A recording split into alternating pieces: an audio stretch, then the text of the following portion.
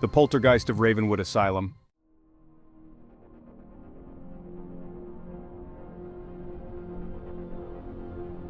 The evening air was thick with anticipation as our documentary crew stood at the gates of Ravenwood Asylum. This foreboding building loomed in front of us, a testament to the years of neglect and the whispers of dark deeds committed within its walls.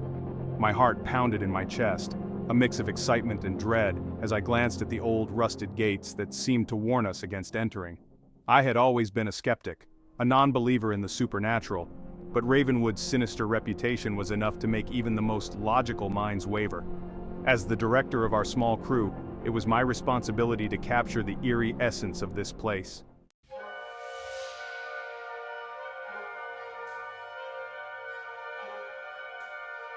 The legends of Ravenwood were infamous. Built in the late 1800s, the asylum had been home to countless tragedies. Reports of brutal treatments, mysterious disappearances, and a riot that left dozens dead had cemented its place as one of the most haunted locations in the country. But what truly drew us here was the tale of the poltergeist said to roam its halls, an angry spirit seeking revenge for the atrocities committed against it in life. We had come armed with cameras, microphones, and a slew of ghost hunting equipment, ready to prove or debunk the legends surrounding Ravenwood. The team consisted of 4 members: Lisa, our fearless lead investigator, Tom, our tech expert, Sarah, our historian, and me, the director. Each of us had our reasons for embarking on this venture, but as I looked at their faces, I couldn't help but wonder if we were truly prepared for what lay ahead.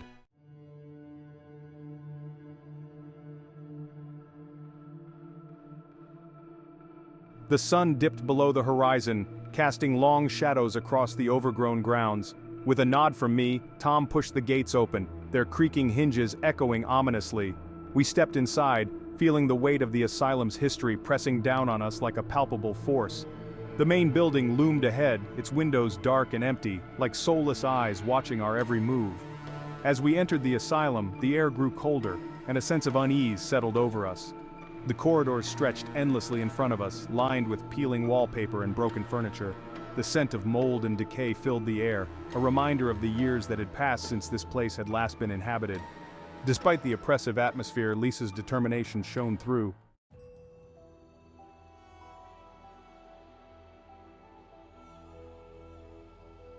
"All right, team," she said, her voice steady. "Let's start by setting up the cameras and capturing some footage of the main hallway."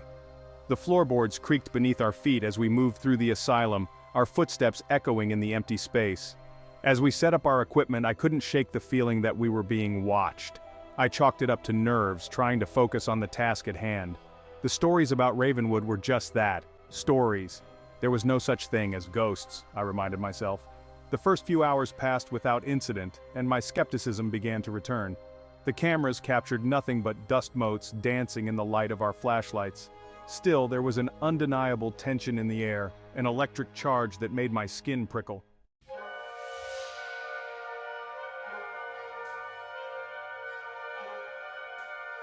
As midnight approached, Lisa suggested we conduct an EVP, electronic voice phenomenon session in the old infirmary, rumored to be the most haunted area of the asylum.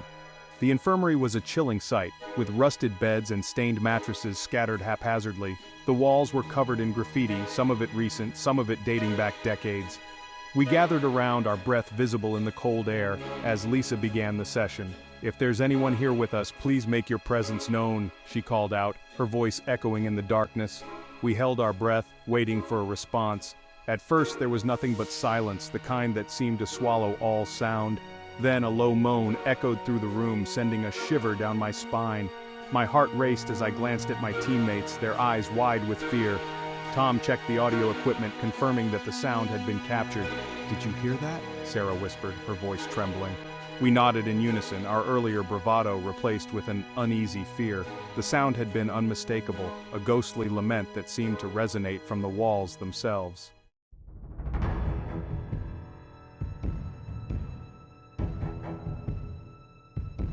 Determined to uncover more, we pressed on, exploring deeper into the asylum. The deeper we went, the more oppressive the atmosphere became. Shadows danced at the edges of our vision, and strange noises echoed from unseen corners. The asylum seemed to come alive, each creak and whisper taunting us, daring us to delve further into its depths.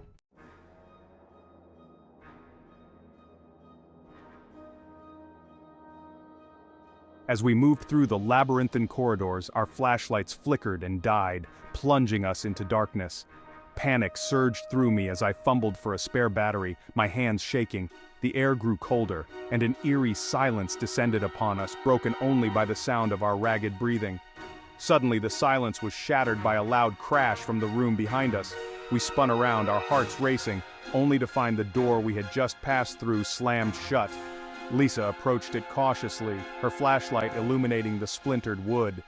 As she reached for the handle, the temperature in the room plummeted, and a chilling wind swept through the corridor. In the beam of her flashlight, something moved. A shadowy figure stood at the end of the hallway, its features obscured by darkness. My blood ran cold as the figure took a step toward us, its movements unnaturally jerky and disjointed. It was then that I realized we were not alone. The poltergeist of Ravenwood had awakened, and it was not pleased with our intrusion. The figure vanished as suddenly as it had appeared, leaving us in stunned silence. Lisa's voice broke through the shock. "We need to get out of here," she said, her voice urgent. But as we retraced our steps, we found the way blocked by debris that hadn't been there before. The asylum was shifting, changing, trapping us within its haunted walls. With no choice but to press on, we continued our exploration, each room revealing more horrors than the last. In the darkness, it became increasingly difficult to separate reality from illusion. Our senses were assaulted by the echoes of the past, the screams of patients, the clanging of metal restraints, and the laughter of something not quite human. And as we delved deeper, it became clear that the asylum's history held the key to our escape. But to unlock it, we would have to confront not only the ghosts of Ravenwood's past, but also our own deepest fears. The chilling realization settled over me. We were trapped in Ravenwood Asylum, and the only way out was through.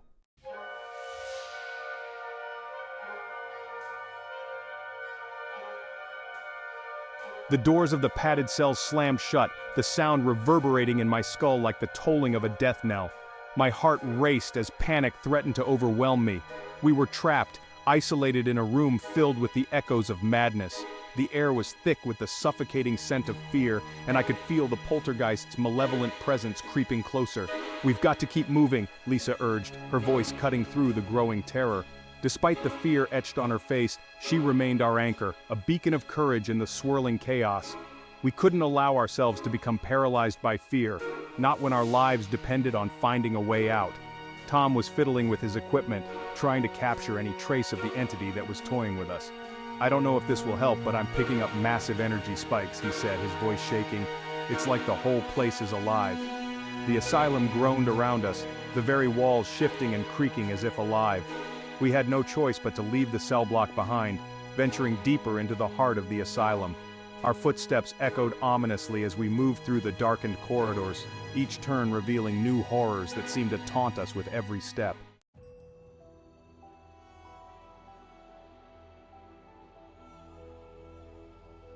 As we stumbled forward, Sarah found her voice recounting more of the asylum's sinister history. I read that the head doctor, Dr. Eliza Hargrave, was obsessed with pushing the boundaries of medical science, she said. She believed that by breaking the mind, she could rebuild it stronger. They called her methods progressive at the time. A chill ran down my spine as Sarah spoke, the pieces of the puzzle slowly coming together.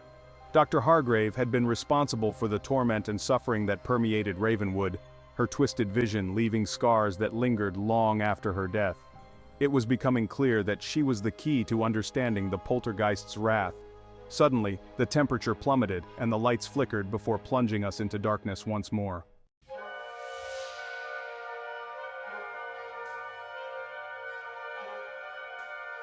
My breath caught in my throat as I fumbled with my flashlight, the beam slicing through the shadows just in time to reveal a figure standing in the hallway ahead.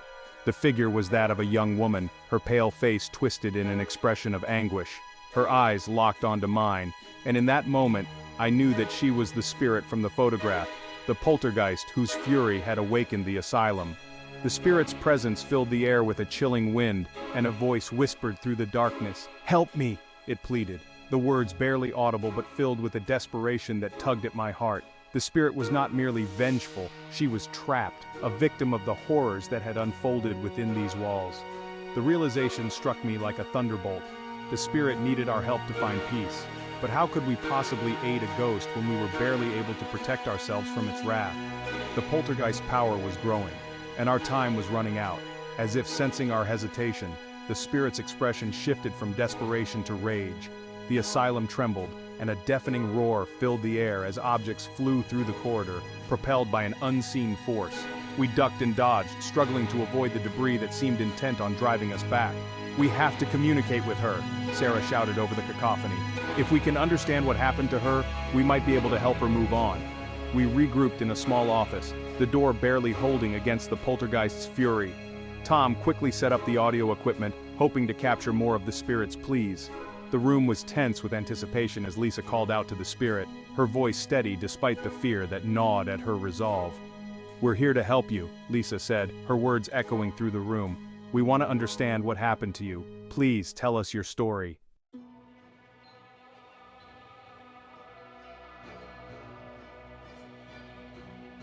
For a moment, there was only silence, the kind that seemed to stretch into eternity. Then, a voice crackled through the audio recorder, a series of words barely discernible beneath the static. "Hargrave, experiment, betrayal, trapped."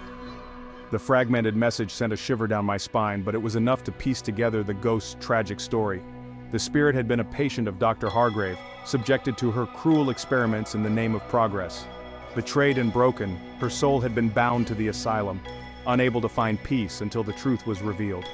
Armed with this newfound knowledge, we realized that we had to uncover the full story of Dr. Hargrave's experiments if we were to free the spirit. We needed to find the records that detailed her actions, hidden somewhere within the asylum's labyrinthine depths. The task was daunting, and fear gnawed at the edges of my resolve. But we had come too far to turn back now, and the stakes were too high. The poltergeist's wrath was not just a threat to us, it was a cry for justice, a desperate plea for release from the torment that had bound her for so long.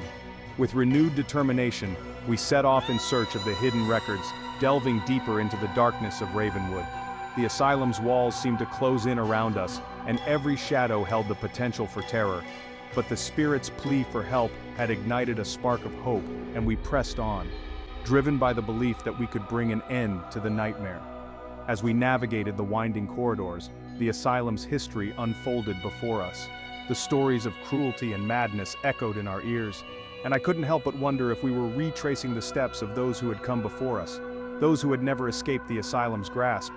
Finally, we stumbled upon a locked door marked Records Room, the metal rusted but unyielding. Tom worked quickly, his nimble fingers manipulating the lock until it finally clicked open. We stepped inside, the air heavy with dust and secrets long buried. The room was filled with filing cabinets, their drawers overflowing with papers yellowed by time. It was here that the truth lay hidden, the key to understanding the horrors that had unfolded within Ravenwood. We began to search through the documents, desperate to find the information that would set the spirit free. As I sifted through the files, a sense of foreboding settled over me.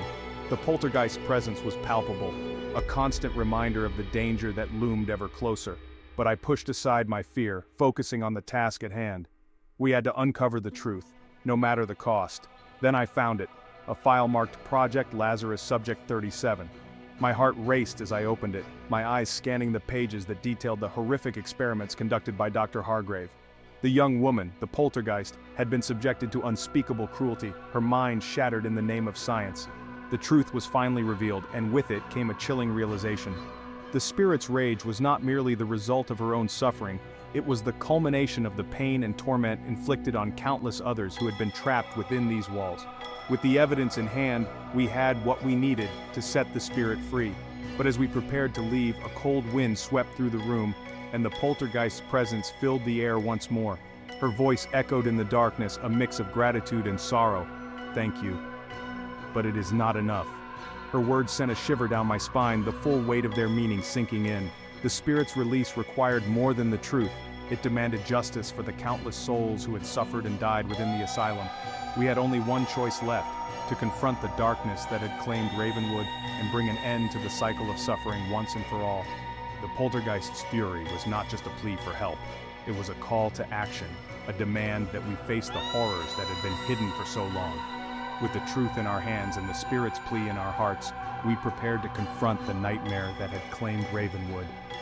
The final confrontation awaited us, and the fate of the asylum and our own lives hung in the balance.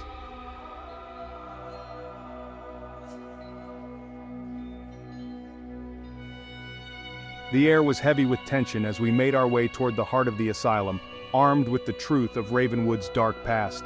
The poltergeist's whispers echoed in our minds, urging us onward.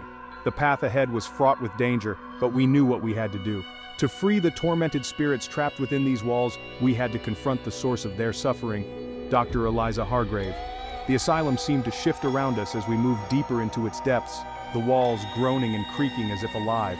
Shadows twisted and writhed, taking on forms that seemed to mock our every step. The poltergeist's fury was palpable, a living force that propelled us forward. We could feel her anger, her despair, and the weight of the injustice she had endured. We descended into the lower levels, the air growing colder and more oppressive with each step. The basement was a labyrinth of corridors and rooms, each one steeped in the asylum's dark history. It was here that the most unspeakable horrors had been committed, and it was here that we would find Dr. Hargrave's secret laboratory. As we approached a heavy steel door marked "Restricted Access," the poltergeist's presence intensified, the air crackling with energy. The door swung open with a groan, revealing a room filled with medical equipment and strange apparatuses. The walls were lined with shelves containing jars of preserved organs, and the floor was stained with the remnants of past experiments. In the center of the room stood a figure, shrouded in darkness. My heart skipped a beat as I realized we were face to face with the spirit of Dr. Hargrave herself. Her presence was suffocating, her eyes cold and calculating as she regarded us with disdain. "You have no right to be here," her voice echoed, a chilling blend of authority and madness. The poltergeist's rage surged, the air vibrating with tension as the two spirits faced off. We were caught in the middle of a supernatural battle, the fate of Ravenwood hanging in the balance. Lisa stepped forward, her voice strong and unwavering. "Dr. Hargrave, your time of tormenting these souls is over. We know the truth of what happened here, and we're here to put an end to it." The spirit of Dr. Hargrave laughed, a hollow, mocking sound that echoed through the room. "You think you can stop me? I am the master of this asylum. These souls belong to me." Her words were a twisted reflection of her madness, a delusion that had trapped her in a cycle of cruelty even in death. But the poltergeist, the young woman whose spirit had suffered the most, was not willing to back down. Her rage was a living force, a torrent of anger and pain that surged through the room. The room shook violently as the two spirits clashed, objects flying through the air as if caught in a storm.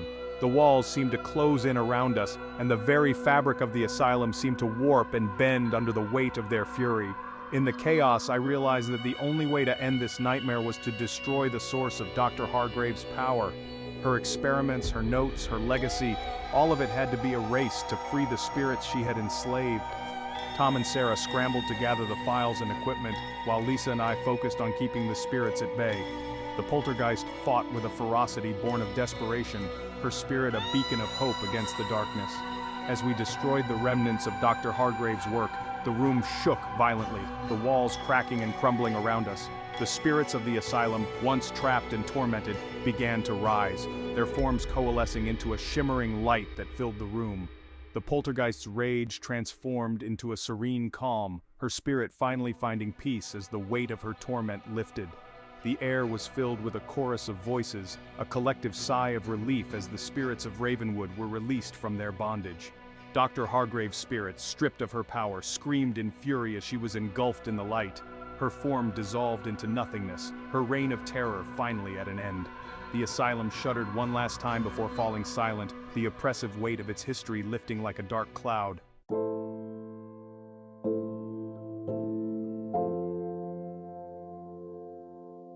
We stood in the aftermath, the air still and calm, the asylum finally at rest. The poltergeist's spirit lingered for a moment, her form bathed in light before she too faded away, her soul finally free. The realization of what we had accomplished settled over us, a mix of relief and sorrow. We had uncovered the truth, confronted the darkness, and freed the spirits trapped within Ravenwood. But the cost had been high, and the scars of our journey would remain with us forever.